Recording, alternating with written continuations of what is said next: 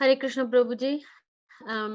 Please accept my humble obeisances. All glories to Srila Prabhupada. All glories to the assembled devotees.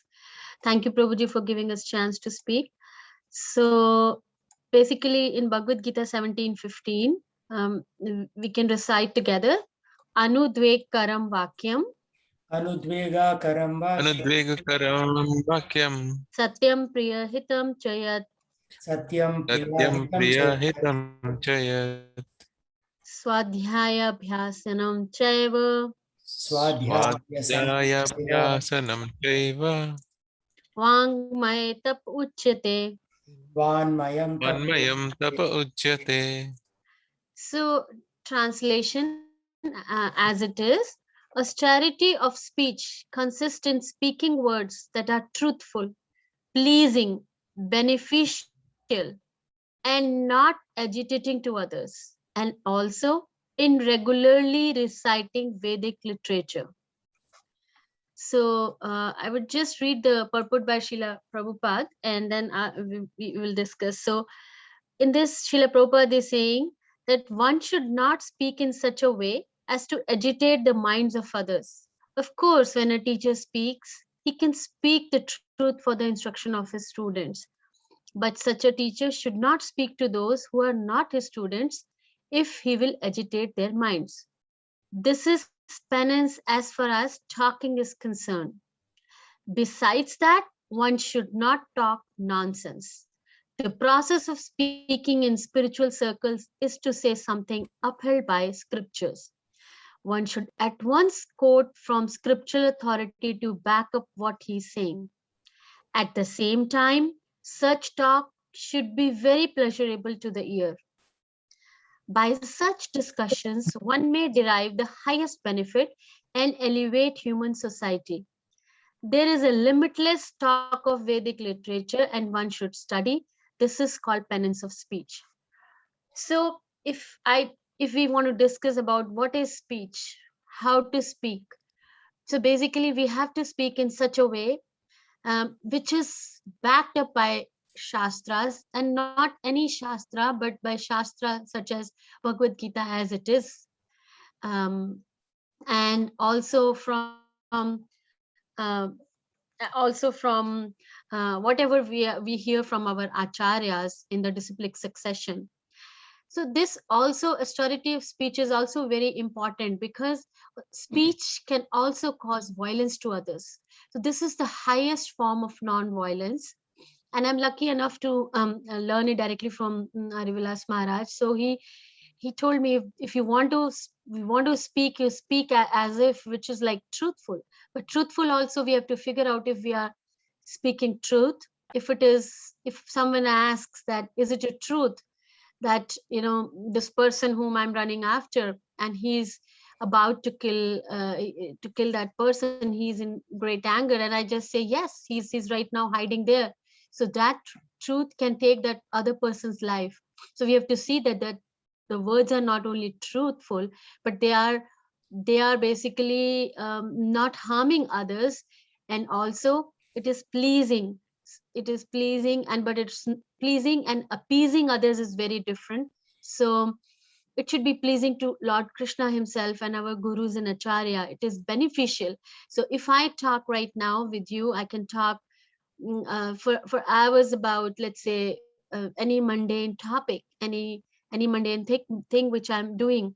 But is it beneficial for you as a human body to get out of the cycle of birth and death, to understand your real goal, which is connecting to Lord Krishna, to understanding who you really are, what's your purpose of life? If I'm able to speak beneficial to your soul, then I should be speaking those words. Otherwise, it's better that I remain silent, or we remain silent, and the words should not be agitating to others. I can very easily speak words. Okay, who are girls? Those should be excluded from this group, or I can make up some other agitating words based on country, based on religion, based on education, anything. But is that the purpose of human life? Is that what is going to be the speech? No. That's what Srila Prabhupada is teaching us here. And also, speech is also penance of speech is also studying Vedic literature. We are so much busy from morning to evening doing so many things, but are we able to understand and read this Vedic literature and share with our progenies or share with people whom we interact with?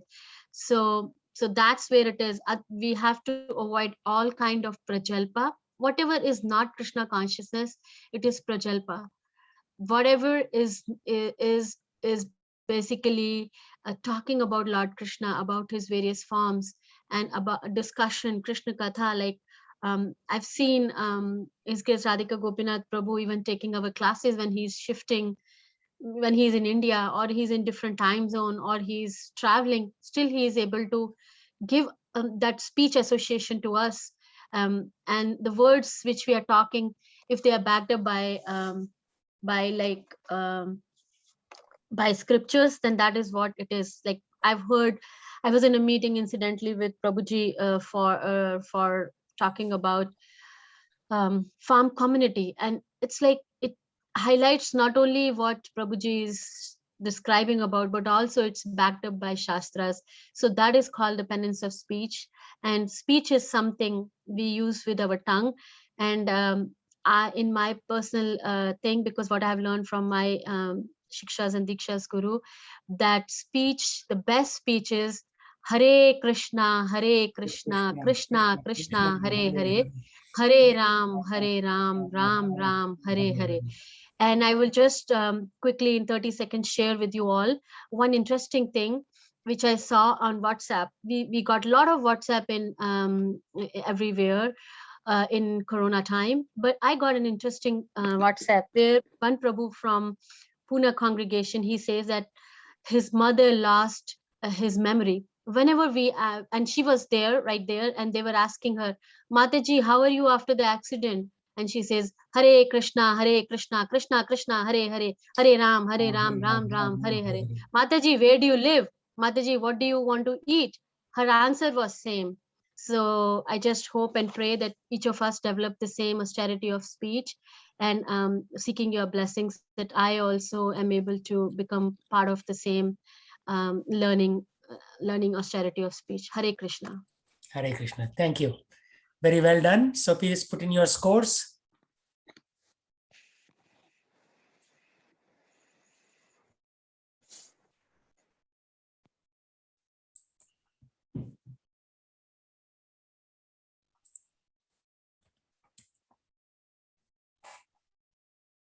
Okay. So Prabhuji, if each of you will give me 10, then how will I improve? So tell me where we can connect better.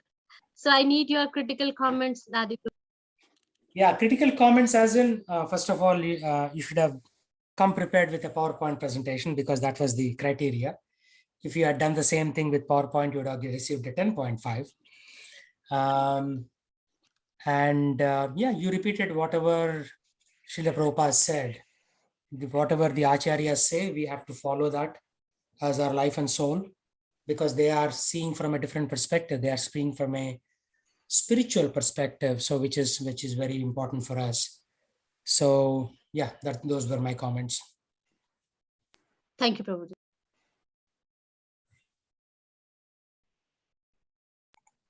We'll improve next time. Anybody else wants to give any feedback? Negative feedback? Thank you. Okay. I'm sorry, Moria Chetan, can you identify yourself? Hello? Yes, go ahead, please.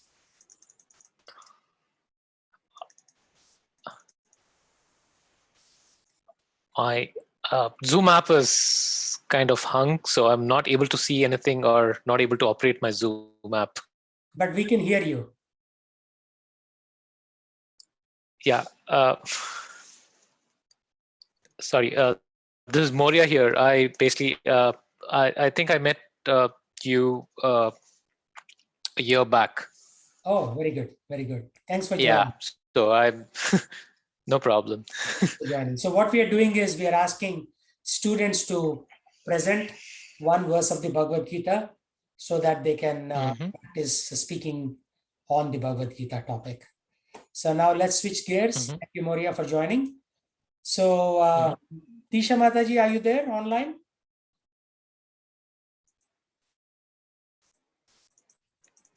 She isn't here today. Oh, she's not feeling well? Okay. And how about your dad, Girish Prabhu? Is he there?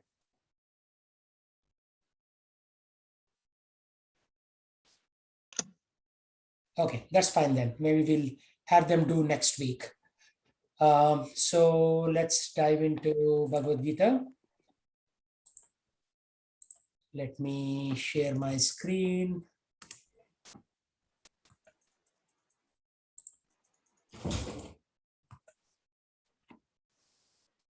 So let's cover a few verses today.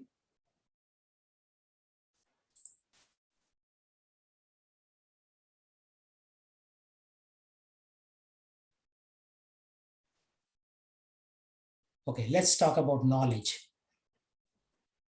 This is a very important area. Okay, let's do the standard recitation. Sarva bhuteshu yenaikam सर्वभूतेषु येनैकं bhavam avyayam ikshate भावम् अव्ययम् ईक्षते avibhaktam vibhakteshu अविभक्तं विभक्तेषु tajnanam viddhi satvikam.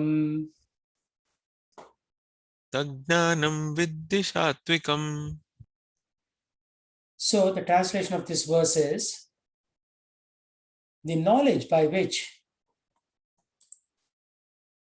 the one undivided spiritual nature is seen in all living entities, though they are divided into innumerable forms, you should understand to be in the mode of goodness. Right? So there is this undivided spiritual nature. And if that is seen in the living entities, although living entities have different forms, right? Somebody's tall, somebody's short, somebody's white, somebody's black, somebody's yellow, somebody's blue. So you should be able to see that presence of the Jivatma in everyone and presence of Paramatma in everyone. That type of knowledge is called mode of goodness.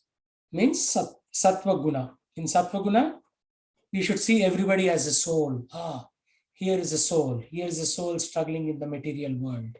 Like that. Okay. So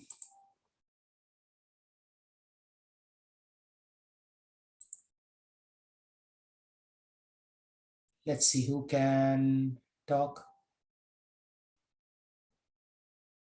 Noria, can you hear us? Looks like he's having Zoom challenges. Noria, can you hear us?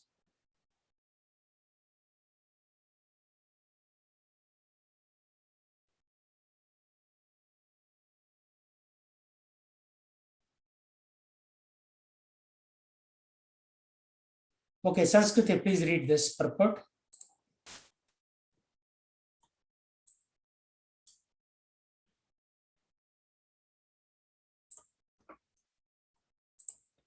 Okay, Jaipal, please read this purport.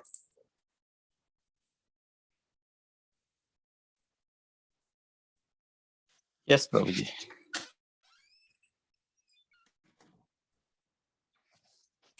Purport. A person who sees one spirit soul in every living entity, every living being, whether a demigod, human being, animal, bird, beast, aquatic, or plant, possesses knowledge in the mode of goodness. In all living entities, one spirit soul is there, although they have different bodies in terms of their previous work. As described in the 7th chapter, the manifestation of the living force in every body is due to superior nature of the Supreme Lord. Thus, to see that one superior nature, that living force in every body, is to see in the mode of goodness. That living energy is imperishable, although the bodies are perishable. Differences are perceived in terms of the body, because there are many forms of material existence in conditioned life. The living force appears to be divided. Such impersonal knowledge is an aspect of self-realization. So comes back to this samah sarveshu bhuteshu. We should be able to see that soul in every living being. Right now, people only see the body. Somebody is strong, somebody is weak, but they are not seeing the soul which is trapped in the body. So if you are able to see that soul in every living being, that is considered mode of goodness, sattva. In all living entities, one spirit soul is there, although they have different bodies in terms of their previous work. As described in the 7th chapter. So 7th chapter is what? Anybody remember the title? What is 7th chapter's title? Look it up.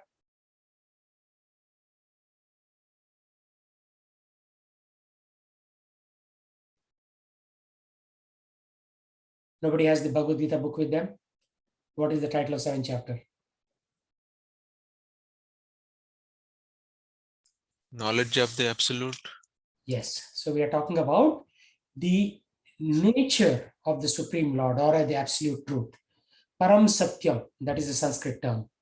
Right? So absolute is considered Param Satyam.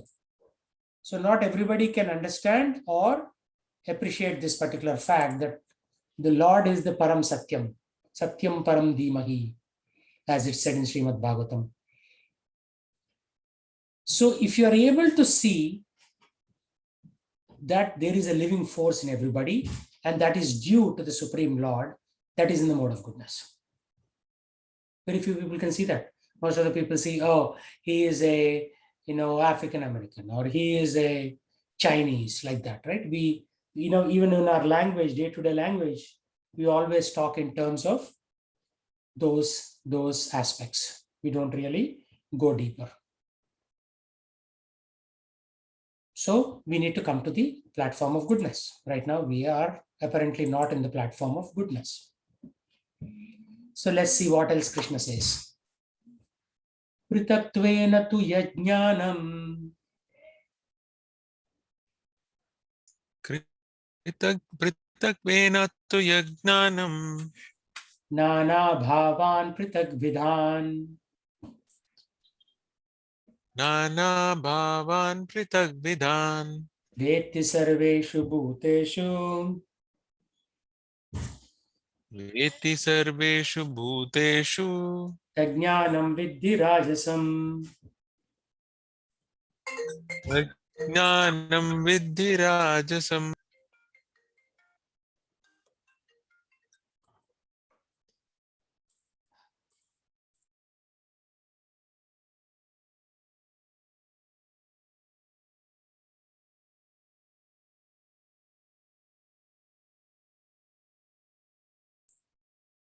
That knowledge by which one sees that in every different body, there is a different type of living entity.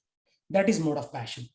So right now, when we say, oh, he's a Chinese, he is an Indian, he is a white American, he is a black American, which means we are seeing different bodies. We are not seeing that soul.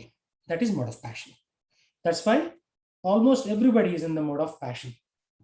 We need to come to the mode of goodness where you are seeing that soul. He's not the body. He's not a Chinese. He's a soul. Are we able to see like that? It's the problem. Okay, Gopal, please read the purport.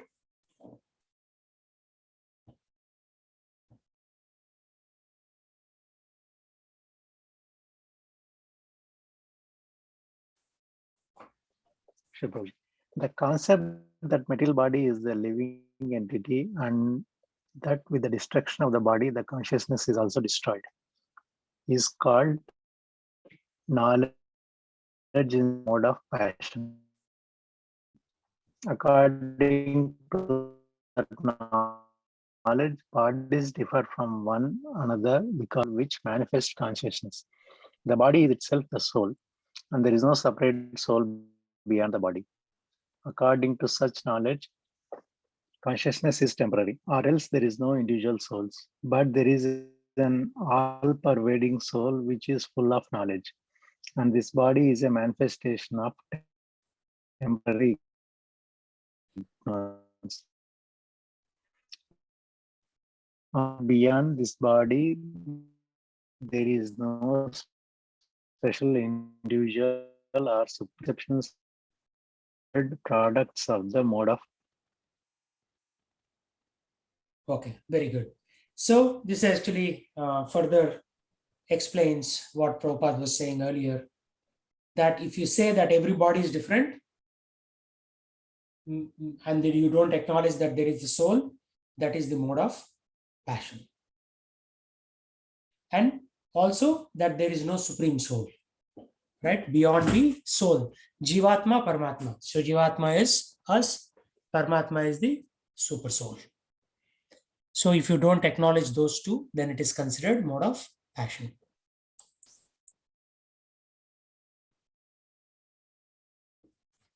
Yattu Krishna vade kasmin Yattu Krishna vadekasmin Kasmin karye saktama haitukam karye saktam karye mahaitukam saktamahaitukam atatvartha vadalpam cha atatvartha vadalpam cha padalpam cha tattamasamudahritam. tattamasam tamasam udahritam. udahratam. And that knowledge by which one is attached to one kind of work as the all in all, without knowledge of truth, and which is very meager. Meager means very less, very small, is said to be in the mode of darkness. So this is the tamo guna, or mode of ignorance. So in the mode of ignorance, a person will be attached to one kind of work and just keep on doing. Like you'll see some programmer in Microsoft or Amazon. That's what they will do, right? Throughout their life. They keep on doing the same thing without broadening their knowledge about the soul, the spiritual world, the various things we can do in life. No, they're just focused on just doing one thing, which could be supposedly good, but most of the time it is not good. Most of the time it is pretty low class. So that is mode of ignorance. Okay, let's read the purport. Who didn't read yet? Moria, are you able to read now? Is your system better?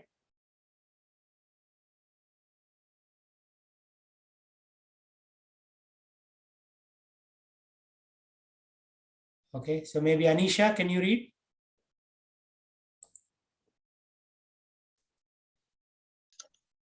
Yes, Prabhu. The knowledge of the common man is always in the mode of darkness or ignorance, because every living entity in the conditional life is born into the mode of ignorance. One who does not develop knowledge through the authorities or scriptural injunctions has knowledge that is limited to the body.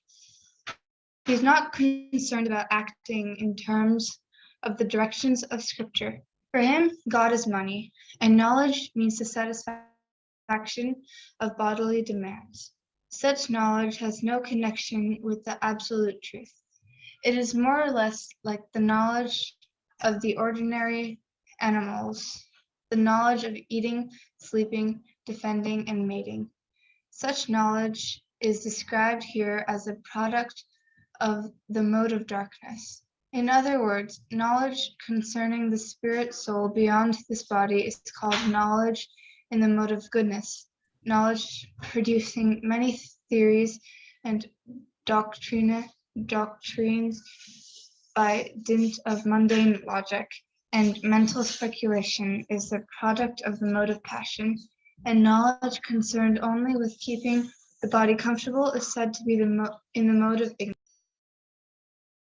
Yeah, this is a very important statement. Knowledge concerned only with keeping body comfortable. Like almost everything that you see in the modern world, right? Like first class flights or more comfortable chairs in your car or SUV.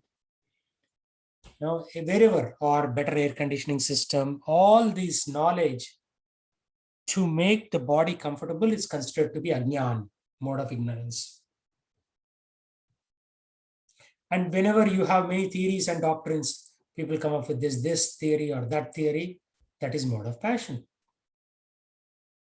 And knowledge concerning spirit soul beyond this body is called knowledge in the mode of goodness. So whenever you have knowledge that will talk about the presence of a soul, the activities of a soul, the destination of a soul, like where will the soul go after death. So that knowledge is mode of goodness knowledge. So practically anything in this world can be divided into these three buckets: goodness, passion, and ignorance. Any questions, thoughts?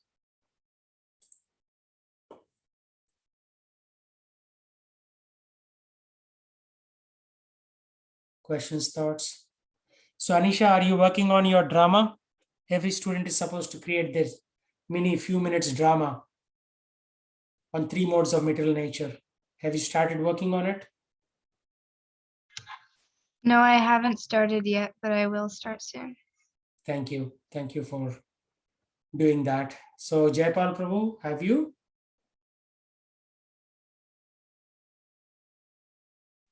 No, Prabhuji. Remember, it was due end of August, so you only have 10 days left now.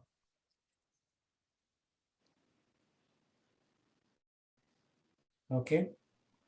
Sheshdev Prabhu, have you started? No, Prabhuji. Okay, start today. We will do it. You have 10 days to do. Yes. Yes, Prabhuji. Okay. So these three interplay of these 3 modes of material nature is what the soul is going through. Soul is sometimes fallen into mode of passion, sometimes into ignorance, and sometimes into goodness. So this is where we are. The soul is struggling in these 3 modes. We are getting pulled up, pulled down by these 3 ropes. Each one of the mode is like a rope.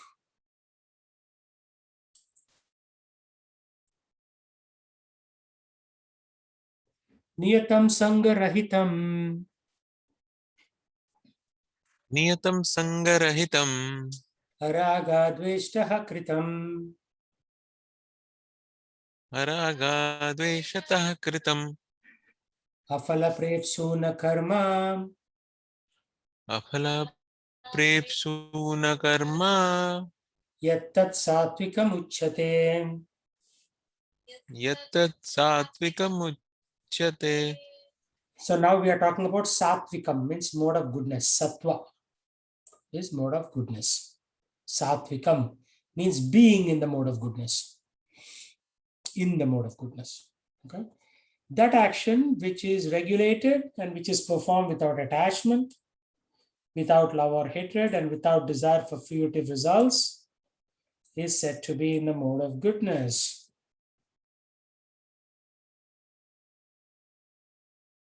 So if the action is regulated and performed without attachment. Regulated means it's disciplined. Without attachment means whether the result comes or not, you just do it.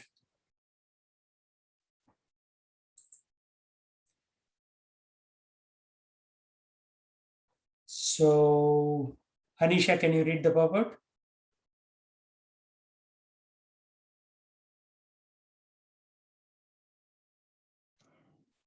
Yes, Prabhu. Regulated occupational duties as prescribed in the scriptures in terms of the different orders and divisions of society, performed without attachment or proprietary rights, and therefore without any love or hatred, and performed in Krishna consciousness for the satisfaction of the Supreme, without self-satisfaction or self-gratification, are called actions in the mode of goodness. Without self-satisfaction or self-gratification. Gratification means you want to enjoy something. So if you do these two things, which is very difficult, without any satisfaction, we only do things when we are satisfied, or gratification. We only do things which will make us happy or pleasure, mainly not happiness, but pleasure. That you watch a movie because it gives pleasure to the eyes, right? Like that. We only do things which give us pleasure. So if you do it without self-gratification or without self-gratification, means you're doing it simply for the pleasure of the Lord, are called actions in the mode of goodness. So any thoughts or comments on that one?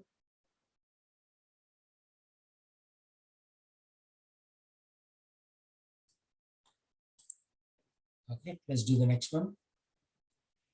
Yattu kame psuna karma.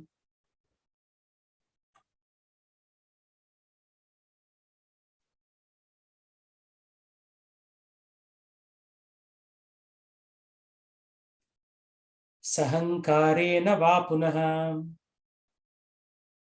Sahankarena va punaha. Kriyate bahulayasam. Kriyate bahulayasam. Yasam. Tadrajasamudahritam. Tadrajasam udahritam. Rajasam Udahratam. But action performed with great effort by one seeking to gratify his desires and enacted from a sense of false ego is called action in the mode of passion.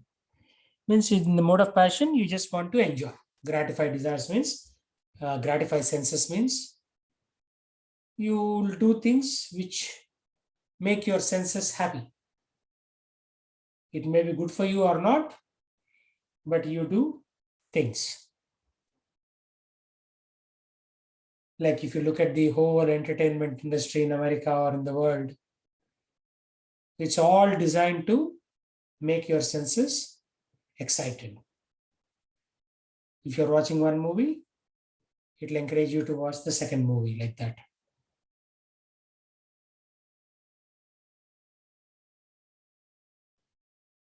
So that is mode of passion, which means most of the people in the world are in mode of passion. Some are in ignorance, very, very few are in goodness. So does anybody remember what is the characteristic in mode of goodness?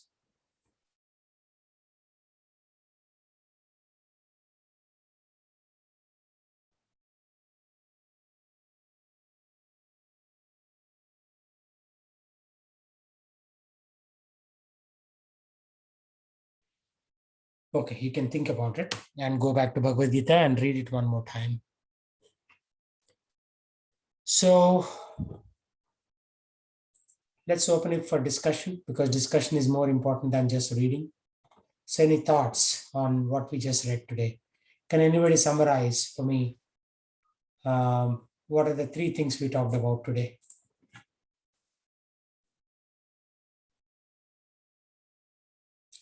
Gopal, can you do that?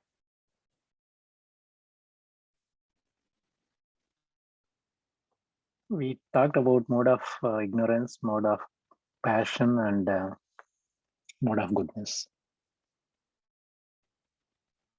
How are they different from each other?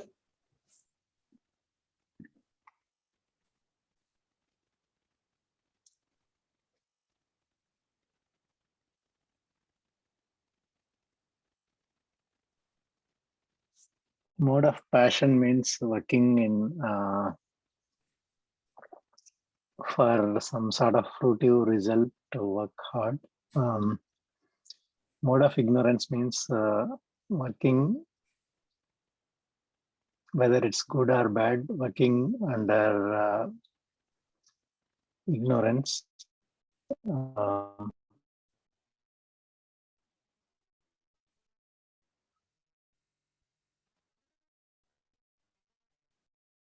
What is the third one?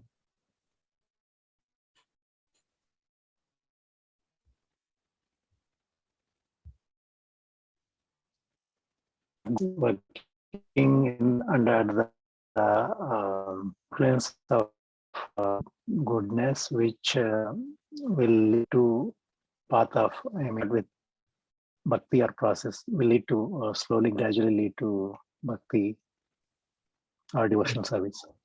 Yeah, I mean, it is not automatic that it could transfer into bhakti. But if you come in contact with a devotee, it will turn into bhakti. That's what happened to all of us. We came in contact with devotees.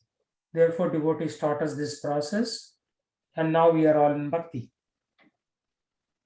But if you are not careful, you can again lose it too.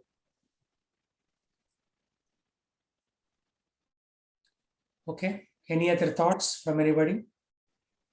This is not theoretical, right? So if whatever you're doing, you should know.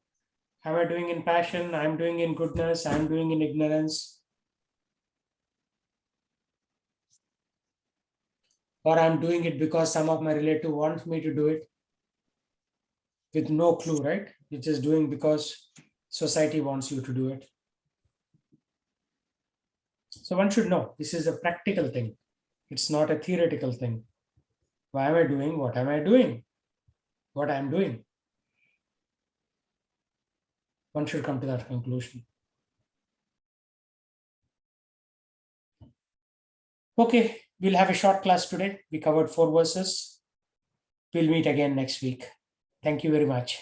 Prabhu, Yes, Prabhu, I have a question. yes, go ahead. Please. So in the second to last verse, it said to be in the mode of goodness, you have to be like wait, can you go back to the previous verse? Yeah, It was perfect. Yeah, so it says without self-satisfaction or self-gratification. Wouldn't like working for Krishna be like also for yourself, because you're trying to go to Krishna consciousness, but which would make you happy. So wouldn't that still be working with self-satisfaction? Yeah, that is Because self-satisfaction, but because you're doing it for Krishna but not doing it for yourself, it is even higher than goodness. You get satisfaction from that because you just like you make a flower garland for Krishna, or you are singing for Krishna, or cooking for Krishna. That is in goodness, because you are not trying to get any self-satisfaction out of that, but Krishna's satisfaction. So it is higher than goodness because it is for Krishna's satisfaction. And since Krishna is absolute and he is like the owner, the creator, the cause of all causes, therefore it is even higher than goodness for that matter. But in general, it is goodness. Yeah, very good point. So when you do things for Krishna, then it is in a totally different platform altogether. okay, thank you, Prabhu. Hare Krishna. Very good question. Any other questions people have?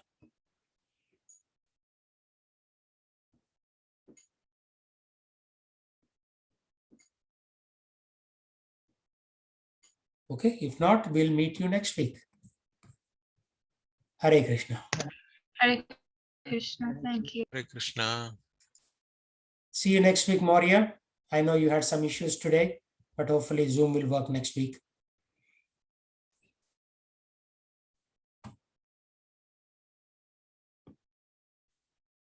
Hare Krishna. I'm ending the call now.